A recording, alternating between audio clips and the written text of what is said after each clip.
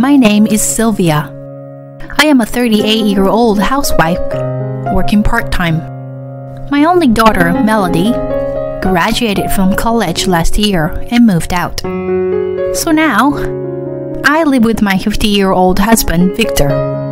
Now that I've finished raising Melody, I have a little more time on my hands these days. But then, my life took an unexpected turn. My husband and I met on a blind date.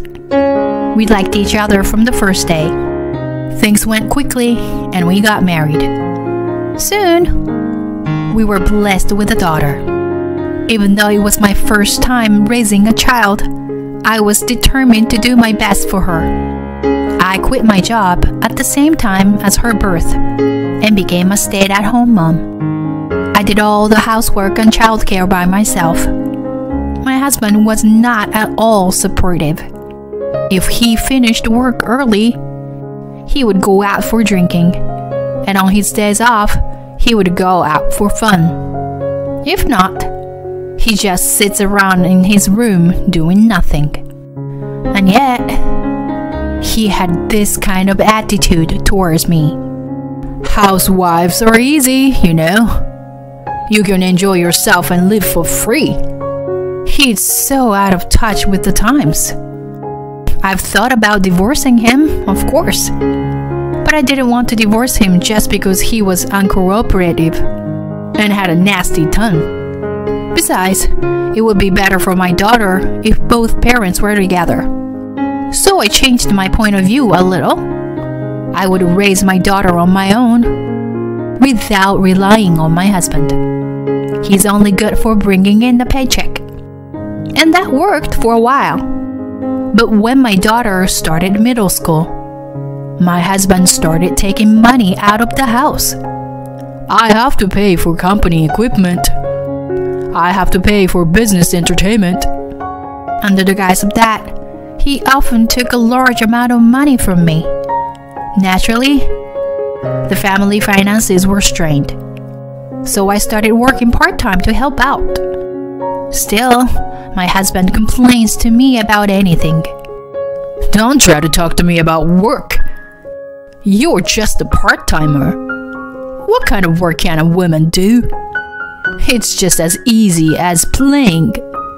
He said things like this to me. He probably has no respect for women in general. I didn't outwardly oppose it, but I was going to pay him back someday. Late one winter night, the house phone rang. I picked up the phone to find it was my uncle, my mother's brother.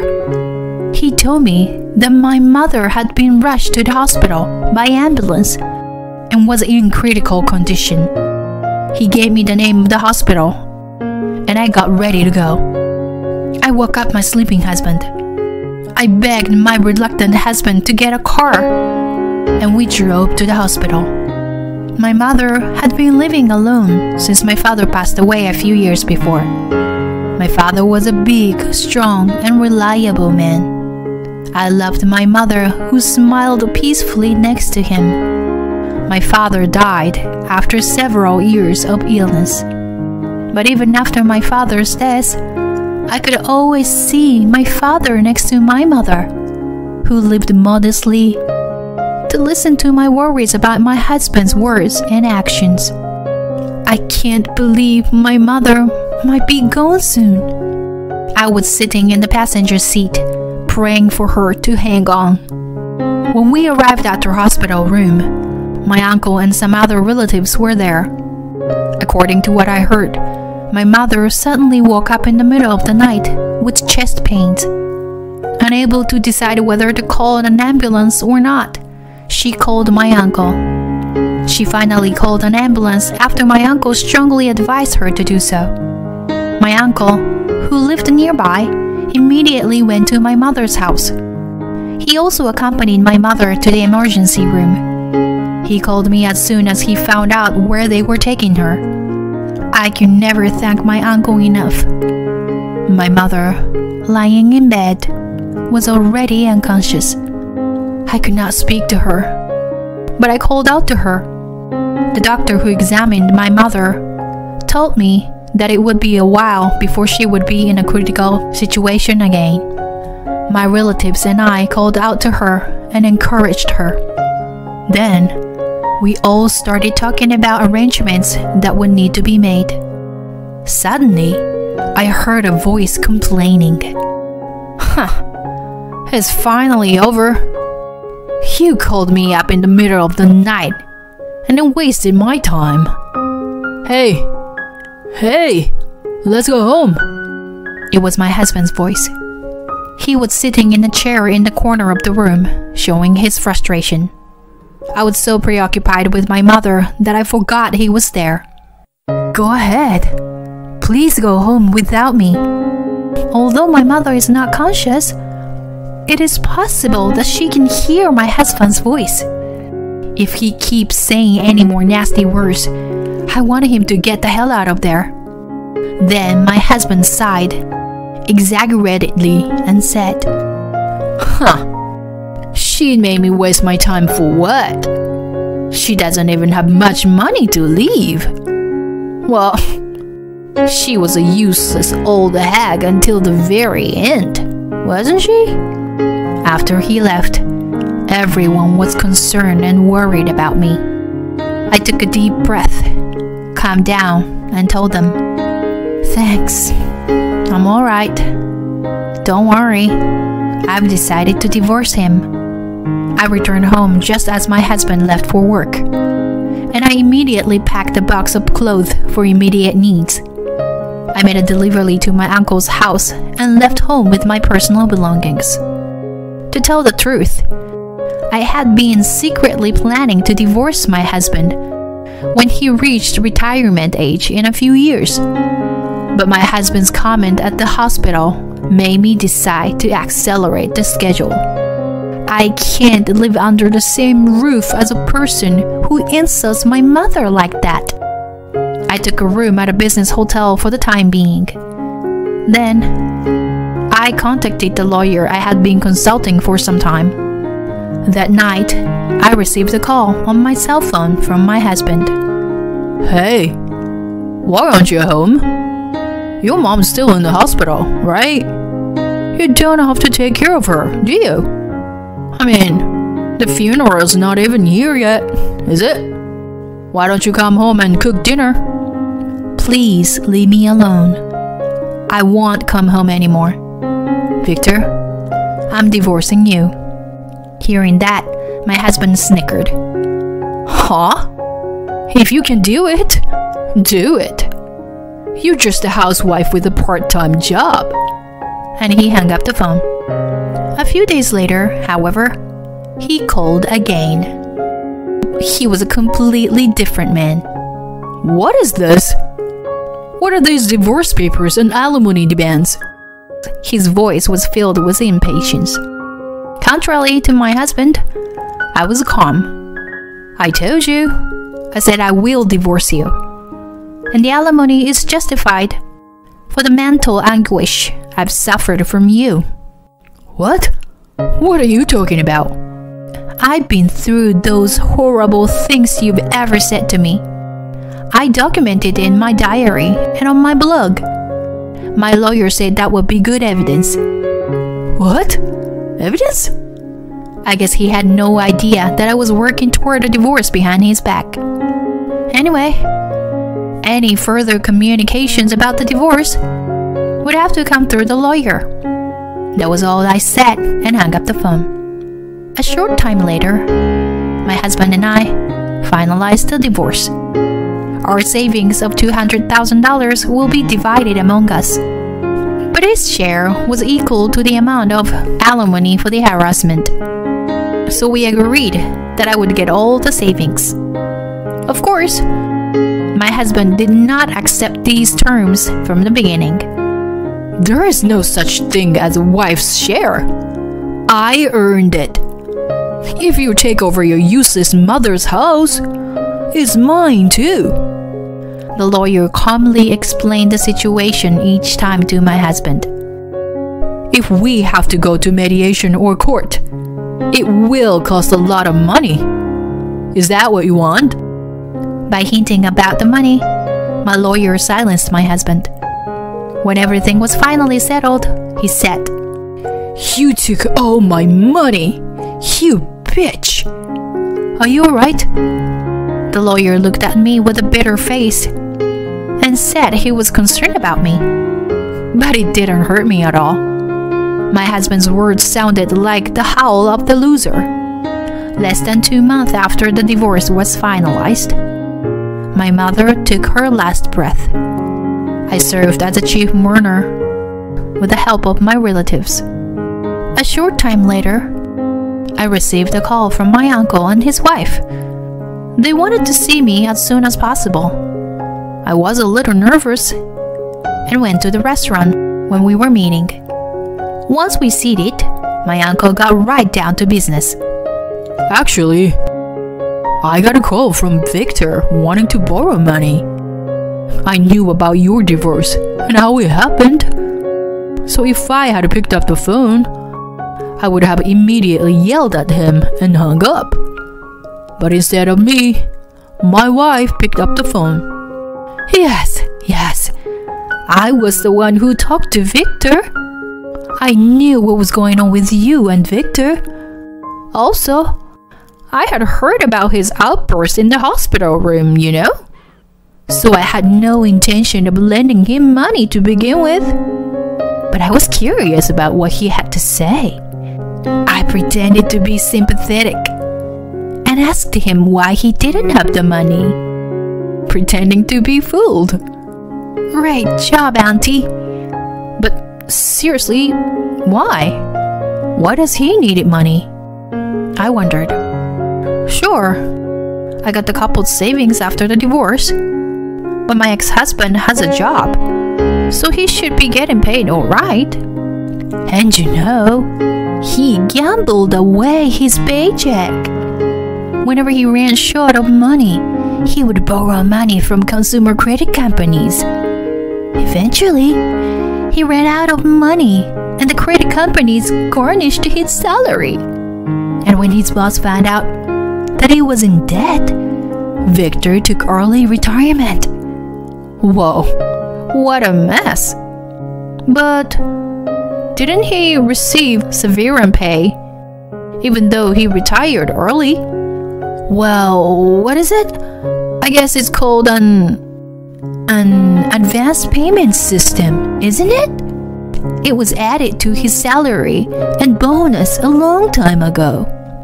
Moreover, the severance pay he received in advance was based on the amount he would have received if he worked until retirement. But Victor retired early, so he had to pay the difference when he quit. He couldn't borrow any more money from consumer loans, and he can't find a job. So that was the reason for his financial trouble. I didn't know he was taking advantage of the advance payment plan. I vaguely remember that he stopped showing me his pay stubs at some point. I'm sure that was when he started using that advanced payment system. So, after listening to what he had to say, I said to him, "Oh my gosh, let me talk to my husband about it," and hung up the phone, you know? My aunt laughed like she was entertained. Later, I found out that my ex-husband had called not only my uncle, but also all my relatives and asked them to lend him money. How could any of my relatives lend money to him? Even the people who came to the wake and the farewell ceremony knew about his outbursts at the hospital. I have no sympathy for my ex-husband. I guess he ran out of people to turn to. One day, an unknown number called my cell phone. "Hey, it's been a while. How's things?" That was my ex-husband. A voice like I'd never heard when we were married. I got goosebumps from the sound of his sticky voice. "I went to see your mom's house. They're doing construction.